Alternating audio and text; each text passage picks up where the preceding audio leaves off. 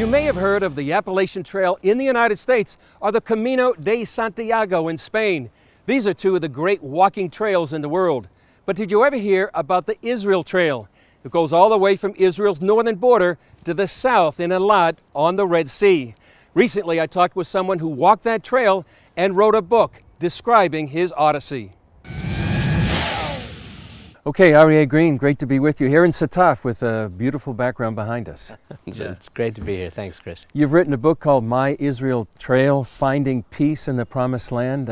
Why did you write the book? I hiked the Israel Trail, 600 miles from the south of Israel on the Red Sea, the Gulf of Eilat, up to the border with Lebanon, through these Jerusalem hills. And I hiked it in 8 weeks, all alone, with a 50-pound pack on my back at age 51. And I hiked it following a very difficult, traumatic period in my life, getting over my divorce. And the hike itself and the lessons I learned on the hike, the physical lessons of learning how to do this sort of a trek, which I had never done before, helped me to move on with my life. It suddenly occurred to me that maybe some of these things that I had learned, while there weren't necessarily any great discoveries, but putting them together in a certain way, that it helped me to meet the challenges that I was facing, might be of interest to others and might be able to help others facing their own personal challenges. That's when I decided to write the book, and I also wanted to share the experience. I mean, it's just the phenomenal, exhilarating experience of walking the land of Israel is something that I would imagine many people who are interested in Israel perhaps have never been able to visit or always wanted to, or even if they've visited, they've never necessarily walked the land. For those that love Israel and appreciate Israel, how would you describe what it's like to walk the land from north to south? First of all, that's what I wrote the book for, to describe all of the unique features of hiking the land. But the truth is, nothing compares to hiking the land of Israel. And this is true for me as a Jew, walking literally in the footsteps of our prophets, walking step by step, kilometer by kilometer, mile by mile through our ancestral homeland was for me an incredible way of connecting with our people, our history, our land, and the people that I met actually on the trail and our shared destiny. And it's true, I think, Christian or otherwise, other people who have a connection to the land of Israel where Jesus walked could also feel the same. So 42 days, 600 miles.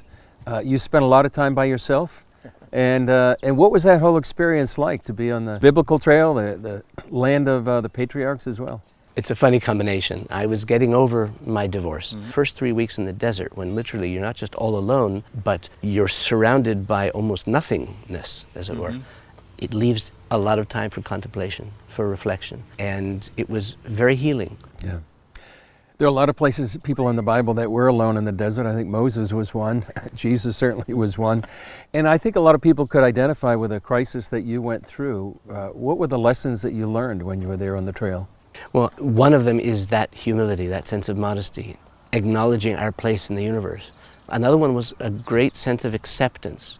Another aspect of the lessons that I learned was forgiveness. Forgiveness of myself, of the mistakes I had made in my life, in the relationship. Forgiveness of my former wife, of course, for the decision that she took. Gratitude was another. Appreciating the amazingly beautiful things that we have in our life. So grateful to my children and my friends and the rest of my family for the support they gave me through this difficult time, but also just in general, how lucky I am to have the friends and the family that I have. Incredible gratitude to be able to be living in this miraculous age of the return of our Jewish people to our ancestral homeland and being part of this experience in the renewed sovereignty of the Jews here. There was so much that I had to be grateful for. Every day I was grateful for the experience of being able to hike the land of Israel. I started every day with our traditional Jewish prayer upon waking, Modeh ani lifanecha. I am thankful before you, God, for all of the miracles in my life. And I would not just say this in my prayers in the morning, but it would be the first song that I sang as I started to walk with my 50-pound pack. Did I mention I had a 50-pound pack on my back? You did.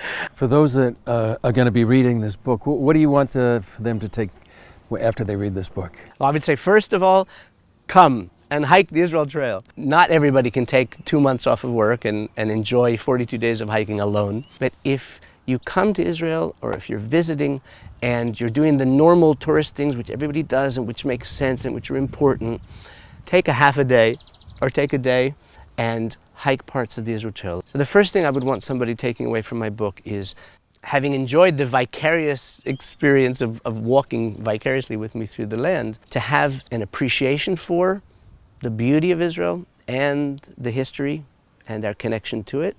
And hopefully that would lead to a desire to visit. Well, Aryeh Green, great to be with you, and thanks for writing such a book and being vulnerable and opening your heart and putting it down here on paper so people can enjoy the experience and learn from the lessons. Thank you. Well, thank you very much, Chris.